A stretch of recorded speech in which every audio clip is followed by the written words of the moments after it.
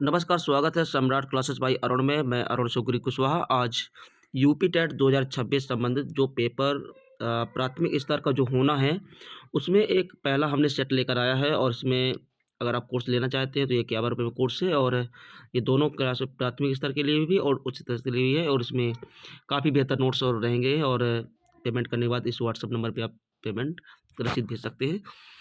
और आपको बता दें कि थोड़ा-सा पहले आपको दिखा दें कि क्या है इस वाले सेट में।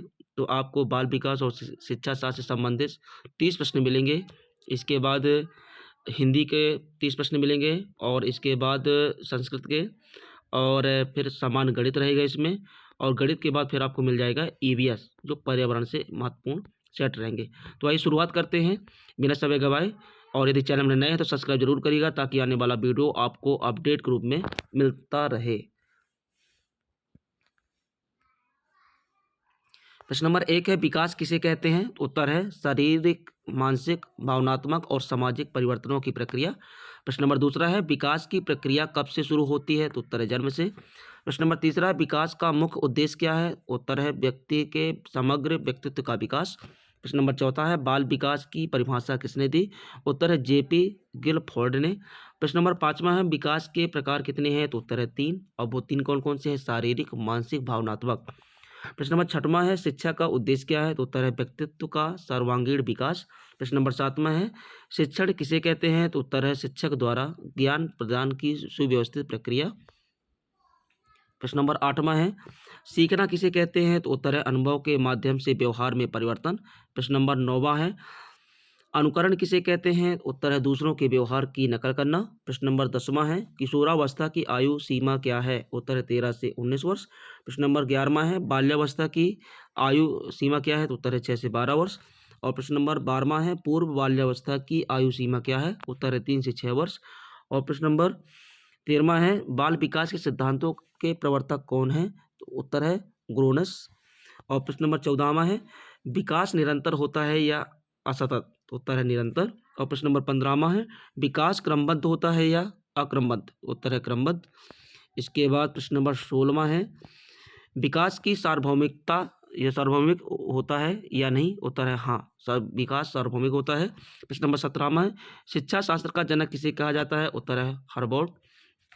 प्रश्न नंबर 18वां है प्रगतिशील शिक्षा के जनक कौन है? उत्तर है जॉन डुई।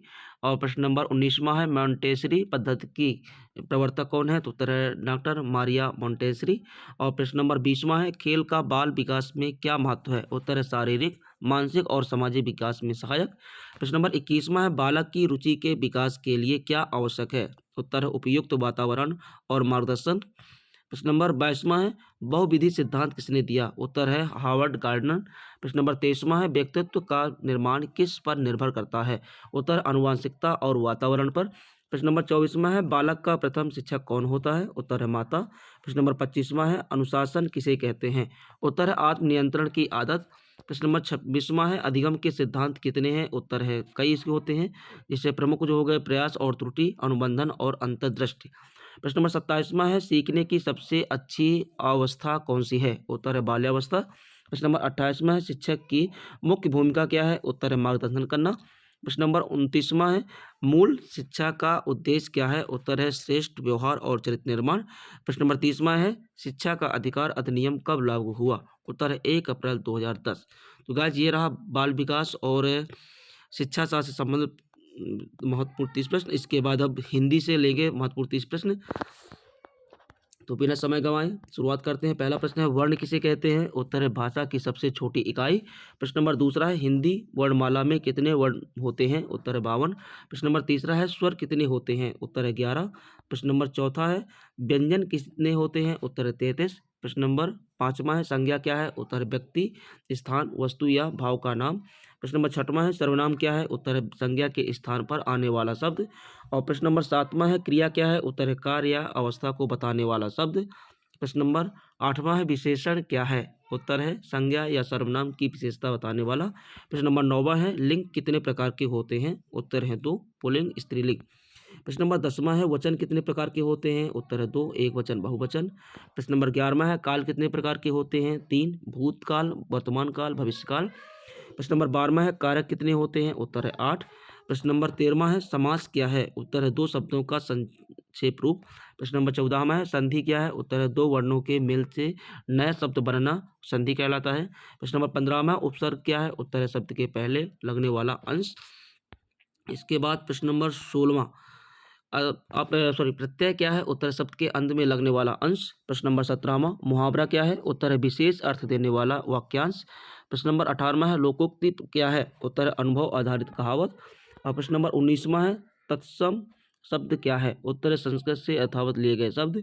प्रश्न नंबर 20वां है तद्भव शब्द क्या है? उत्तर है संस्कृत से परिवर्तित शब्द। प्रश्न नंबर 21वां है विलोम शब्द क्या है? उत्तर विपरीत अर्थ वाले शब्द। प्रश्न नंबर 22वां है पर्यायवाची शब्द क्या है? उत्तर समान अर्थ वाले शब्द। प्रश्न नंबर 23वां है संधि के प्रकार कितने हैं? उत्तर है 3, स्वर संधि, व्यंजन संधि, विसर्ग संधि। प्रश्न नंबर 24वां है समास के प्रकार कितने हैं? उत्तर है 6। प्रश्न नंबर 25वां है अलंकार क्या है? उत्तर है भाषा की शोभा बढ़ाने वाला तत्व। प्रश्न नंबर 26वां है रस कितने होते हैं? उत्तर है 9। प्रश्न नंबर 27वां छंद क्या है? कविता का लयबद्ध रूप। प्रश्न नंबर 28वां वाक्य क्या है? उत्तर है पूर्ण अर्थ देने वाला शब्द समूह। प्रश्न नंबर 29वां है अशुद्ध वाक्य क्या है? उत्तर है जिसमें व्याकरण की गलती हो। और प्रश्न नंबर 30वां क्या है? शुद्ध वाक्य क्या है? उत्तर व्याकरण के अनुसार सही वाक्य। तो गाइस ये रहे हिंदी के। अब हम लेंगे तीसरा खंड संस्कृत। सामान्य संस्कृत सेट 1 है जिसमें भी 30 महत्वपूर्ण प्रश्न हैं। आइए शुरुआत करते हैं बिना समय गवाए। चैनल को सब्सक्राइब जरूर करिएगा। प्रश्न नंबर 1 पहला है संस्कृत भाषा का अर्थ क्या है? उत्तर है सांस्कृतिक या संस्कारित या परिष्कृत भाषा। प्रश्न नंबर दूसरा है संस्कृत भाषा को किसकी जननी कहा जाता है? उत्तर है सभी भारतीय भाषाओं की जननी कहा जाता है। प्रश्न नंबर तीसरा संस्कृत की लिपि कौन सी है? उत्तर है देवनागरी। प्रश्न नंबर चौथा है संस्कृत में कुल कितने वर्ण होते हैं? 50। प्रश्न नंबर 5वां है स्वर कितने होते हैं? उत्तर है 13। प्रश्न नंबर 6वां है व्यंजन कितने होते हैं? 33। प्रश्न नंबर 7वां संस्कृत में कितने महत्वपूर्ण ग्रंथ हैं? उत्तर है 4 वेद, उपनिषद, रामायण, महाभारत। प्रश्न नंबर 8वां संस्कृत का प्रथम शब्द कौन सा है? उत्तर है आ जिसको आकार कहा जाता है। और प्रश्न नंबर 9वां है संस्कृत का अंतिम शब्द कौन सा है? तो छा जिसको छकार कहा जाता है। प्रश्न नंबर 10वां है संस्कृत में कितने लिंग होते हैं? उत्तर है 3 पुल्लिंग, स्त्रीलिंग, नपुंसक लिंग। प्रश्न नंबर 11वां संस्कृत में कितने वचन होते हैं? तो 3 वचन होते हैं, एक वचन, द्विवचन, बहुवचन। प्रश्न नंबर 12वां है संस्कृत में कितने कारक होते हैं? 8। प्रश्न नंबर 13वां संस्कृत में संज्ञा किसे कहते हैं? उत्तर है नाम रूपेण प्रसिद्धते इति संज्ञा। प्रश्न नंबर 14वां है संस्कृत में सर्वनाम किसे कहते हैं? उत्तर संज्ञाया स्थाने यत् प्रयुज्यते तत् सर्वनाम। प्रश्न नंबर 15वां है संस्कृत में विशेषण किसे कहते हैं? उत्तर संज्ञाया विशेषताम यत् दर्शयति तत् विशेषणम। इसके बाद प्रश्न नंबर 16वां संस्कृत में क्रिया किसे कहते हैं? उत्तर कर्तुः क्रियते येन तत् क्रिया। प्रश्न नंबर 17वां है संस्कृत में अव्यय किसे कहते हैं? तो यत् विकार रहितम शब्दम तत् अव्ययम। प्रश्न नंबर 18वां है रामा पठति इसमें कौन सा कारक है? उत्तर है प्रथम कारक। प्रश्न नंबर 19वां है रामम पश्यामि इसमें कौन सा कारक है? उत्तर है द्वितीय कारक। प्रश्न नंबर 20वां रामेण स गच्छामि उत्तर है रामेण स गच्छामि इसमें कौन सा कारक है? तो उत्तर है तृतीय कारक। प्रश्न नंबर रामायणामः इसमें कौन सा कारक है? उत्तर चतुर्थी कारक। प्रश्न नंबर 22वां है रामात आक्तः इसमें कौन सा कारक है? उत्तर है पंचमी कारक। प्रश्न नंबर 23वां है रामस्य पुस्तकम इसमें कौन सा कारक है? उत्तर षष्ठी। और प्रश्न नंबर 24वां है रामे एव स्थितः इसमें कौन सा कारक है? तो सप्तमी कारक है।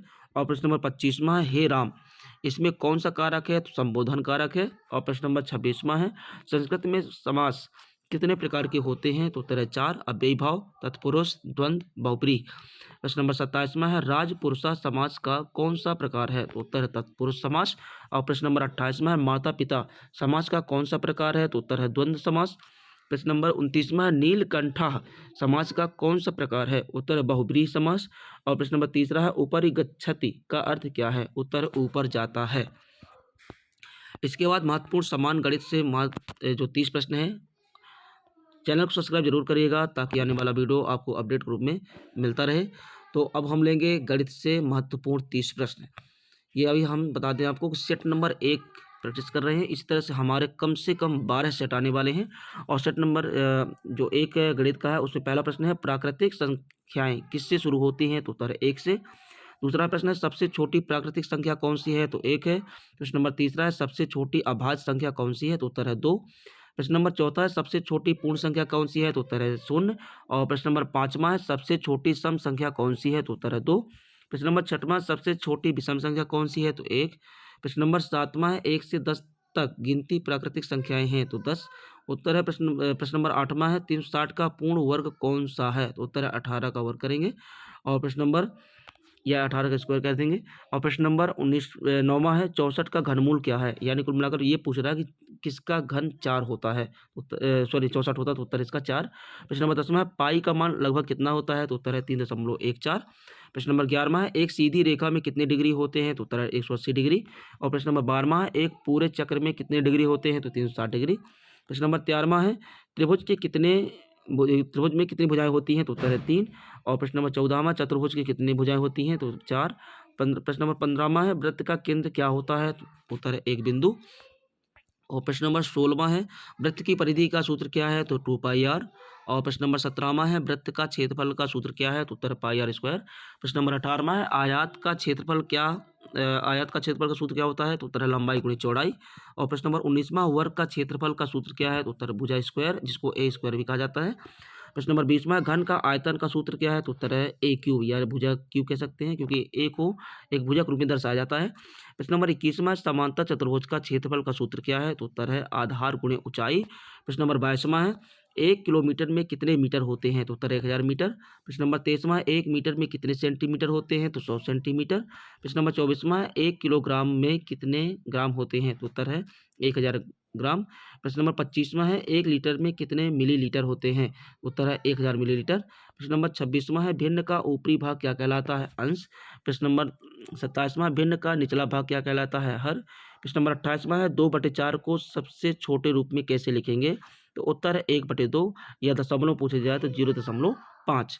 इसके बाद प्रश्न नंबर 29वां है दशमलव में 0.75 को भिन्न में कैसे लिखेंगे? तो उत्तर है इसका 3/4 यानी कि मैं दशमलव हटाएंगे और बटे में 100 लिखेंगे फिर इसको काट कर 3/4 के रूप में लिख देंगे।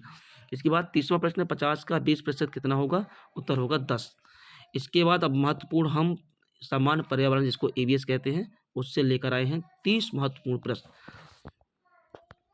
पहला प्रश्न है पर्यावरण किसे कहते हैं? उत्तर है हमारे चारों ओर की सभी जीवित व निर्जीव वस्तुएं। प्रश्न नंबर दूसरा है वायु प्रदूषण का मुख्य कारण क्या है? उत्तर है वाहन व उद्योगों से निकलने वाला धुआं। प्रश्न नंबर तीसरा है जल प्रदूषण किसे कहते हैं? उत्तर है रासायनिक अपशिष्ट व गंदगी से। प्रश्न नंबर चौथा है ओजोन परत का कार्य क्या है? उत्तर है सूर्य की हानिकारक किरणों से रक्षा करना। प्रश्न नंबर 5वां है ग्लोबल वार्मिंग क्या है? उत्तर है पृथ्वी के तापमान में वृद्धि। प्रश्न नंबर 6वां है वृक्षारोपण क्यों आवश्यक है? उत्तर है पर्यावरण संतुलन बनाए रखने के लिए वृक्षारोपण आवश्यक है। प्रश्न नंबर 7वां है जैव विविधता क्या है? तो उत्तर है जीवों की विभिन्नता। और प्रश्न नंबर 8वां है खाद्य श्रृंखला क्या है? उत्तर है जीवों के बीच भोजन का संबंध। प्रश्न नंबर 9वां है ऊर्जा का मुख्य स्रोत क्या है? उत्तर है सूर्य। प्रश्न नंबर 10वां है पुनर्चक्रण क्या है? उत्तर पुराने पदार्थों को फिर से उपयोग करना। प्रश्न नंबर 11वां है ध्वनि प्रदूषण किससे होता है? तो उत्तर है तेज आवाज व मशीनों से। और प्रश्न नंबर 12वां है जल संरक्षण क्यों जरूरी है? उत्तर भविष्य के लिए जल बचाने की जरूरत है। और प्रश्न नंबर 13वां है वन्य जीव संरक्षण क्यों आवश्यक है? उत्तर है जैव संतुलन बनाए रखने के लिए। प्रश्न नंबर 14वां है अम्ल वर्षा क्या है? उत्तर प्रदूषित वर्षा जल। और प्रश्न नंबर 15वां है प्लास्टिक प्रदूषण का असर क्या है? उत्तर मिट्टी व जल को नुकसान। इसके बाद प्रश्न नंबर 16वां है सौर ऊर्जा का उपयोग कहाँ होता है? उत्तर है बिजली व हीटिंग में। प्रश्न नंबर 17वां है पर्यावरण दिवस कब मनाया जाता है? उत्तर है 5 जून को। प्रश्न नंबर 18वां है पृथ्वी दिवस कब मनाया जाता है? उत्तर 22 अप्रैल को। और प्रश्न नंबर 19वां है हरित गृह प्रभाव क्या है? उत्तर है ताप को रोककर पृथ्वी को गर्म करना।